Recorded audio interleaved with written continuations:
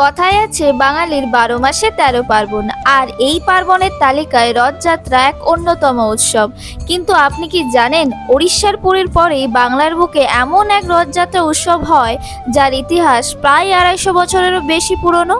হ্যাঁ, আজ আমরা কথা বলছি পূর্ব মেদিনীপুরের ঐতিহ্যবাহী মহিষাদল রাজবাড়ির রথের মেলা নিয়ে। মহিষাদল রথের মূল আকর্ষণ হলো কিন্তু মেলা। রথের দিন থেকে শুরু করে উল্টো রথ, আর তারপরেও বেশ কয়েকদিন ধরে চলতে থাকে এই মেলা।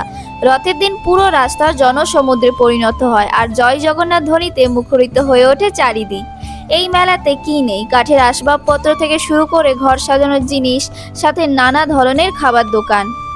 শুনেছি ১৭৭৬ সালে মহিষাদলের রানী জানকী দেবী এই বিখ্যাত রথযাত্রার সূচনা করেছিলেন।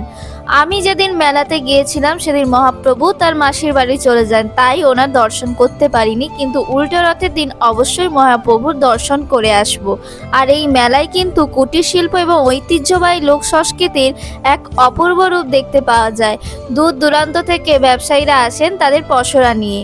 মহিষাদলের রথের মেলা কেবল একটা উৎসব নয়, এটি মেদিনীপুর তথা সমগ্র বাংলার সংস্কৃতি ও মেলবন্ধনের এক মহাসম্মিলন। আপনি যদি এখনও এই ঐতিহাসিক মেলার সাক্ষী হয়ে না থাকেন, তবে আগামী রথযাত্রায় আপনার গন্তব্য হোক মহিষাদল। আমাদের মেলা দেখতে দেখতে প্রায় সন্ধ্যা হয়ে গেছে, এখন বাড়ি যাওয়ার পালা। তো চলো, টাটা, আবার দেখা হচ্ছে অন্য কোনো ভিডিওতে।